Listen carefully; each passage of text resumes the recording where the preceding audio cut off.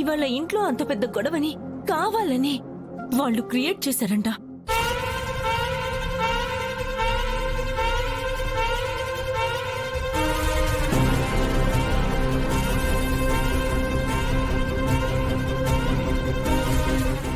అనన్య దామినిని పూర్తిగా తన కంట్రోల్లోకి తెచ్చుకొని ఇంటిని ముక్కలు ముక్కలు చేయటానికి పక్కాగా స్కెచ్ చేసి ఇదంతా చేస్తుంది.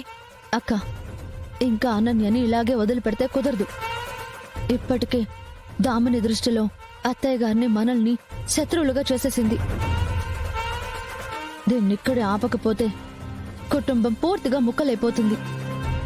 ఆ అవకాశం మనం ఇవ్వకూడదు. ఇవ్వకూడదంటే ఏం చేద్దాం? ఆ అనన్యని వేసేద్దాం.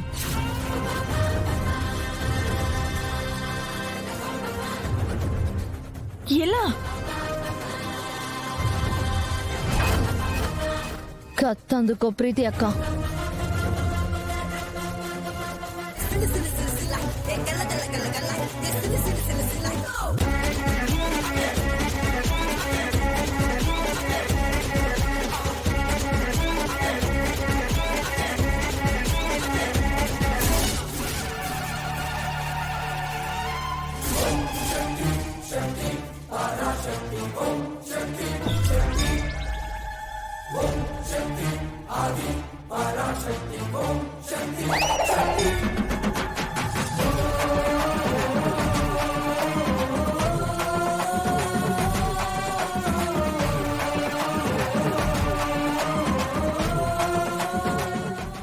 ఏంటి కత్తులతో వచ్చారు? ఇవాళ నిన్ను తెగ నరికి ఈ ఇంటి గడపని నీ రక్తంతో అలకడానికి.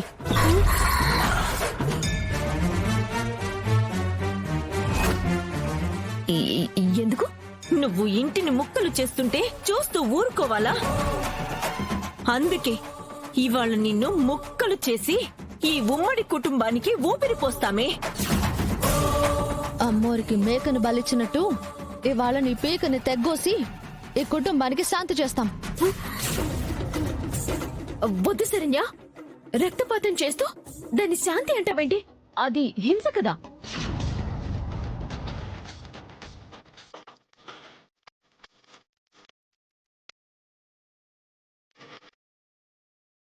కాదు, ఇది బలిదానం. ఈ కుటుంబం కలకాలం సంతోషంగా ఉండాలంటే నీలాంటిది ఇంట్లో ఉండకూడదు, ప్రాణాలతో మిగిలుండకూడదు. అక్క, దండందుకో. ఈ దండెందుకు? బలిచ్చే ముందు మెళ్ళో దండేయాలి కదా. ఆ దండ మీదే వేటు వేయాలి. తల నేల మీద తెగిపడాలి. ఇదే బలి ప్రాసెస్. వద్దు వద్దు అక్క, నువ్వు దాని జుట్టు పట్టి వేటుకి అనుకూలంగా తలను పట్టుకో.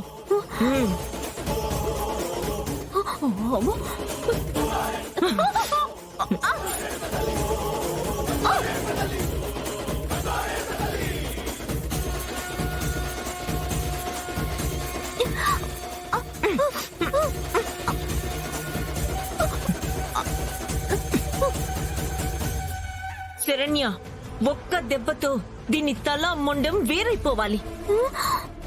రక్తం ఇంటి గుమ్మం వరకు ఎగిరి పడాలి. వేసి శరణ్య, వేసి.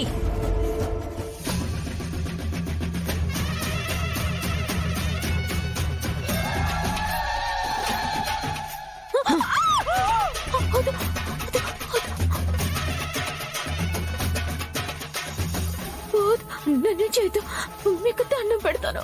దండం కాదే, నిన్ను కోసి కూరండి నీకే పిండం పెడతాను ఇవాళ. నీ పాపాలకి శిక్ష అనుభవించు.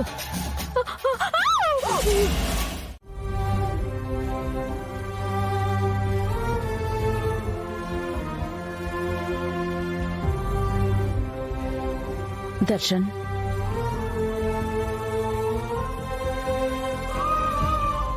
నన్న దర్శన్, ఏంటి నాన్నా ఇలాగే జరిగింది తలుచుకుంటూనే బాధపడుతూనే ఉంటావా? బయట విషయం అయ్యుంటే మనసుకు తీసుకునేవాణ్ణి కాదమ్మా. ఇంట్లో విషయం కదా, ఇదంతా ఈజీ కాదమ్మా మర్చిపోవటం. చాలా బాధగా ఉంది. నాన్నా, ఇలా బాధ అన్న బరువు నువ్వు ఎంత ఎక్కువసేపు మోస్తే అంత ఎక్కువ రెట్లు బాధని దాని మూలంగా నువ్వు పొందుతావు తప్ప ఇంట్లో ఉన్న ఏ ఒక్క సమస్య చక్కబడదు. ఇవాళ్ల ఏర్పడ్డ మనస్పర్ధలు ఇవాళ్లే మంచులాగా కరిగిపోవాలి నాన్నా. మంటలాగా దాన్ని మరింత పెంచకూడదు. నీలాగే అక్కడ మీ పెద్దమ్మ పెద్దనాన్న కూడా చాలా బాధపడుతున్నారు. వచ్చి వాళ్ళని క్షమాపణ అడుగు నాన్నా. క్షమాపణ అడగటం నాకేం చిన్నతనం కాదమ్మా. కానీ ఇక్కడ నేనేదో తప్పు చేసినట్టు అవుతుంది. మరి అలా ఎలా అడగనమ్మా క్షమాపణ? క్షమాపణ తప్పు చేస్తేనే చెప్పాలా? రేపు ఏ తప్పు జరగకూడదు, కుటుంబం ముక్కలవ్వకూడదు అని మంచితనంతో ఇలా ఆలోచిస్తే అందులో తప్పే ఉంది నాన్నా. ఏమండి, మీరు జరిగింది తలుచుకుని బాధపడుతున్నారు. అత్తయ్య గారు జరగకూడదు ఏదైనా జరుగుతుందేమోనని భయపడుతున్నారండి. ఈ బాధ భయం ఇవాటితోనే ముగిసిపోవాలంటే మీ మనసుని మీరే రీసెట్ చేసుకోవాలి.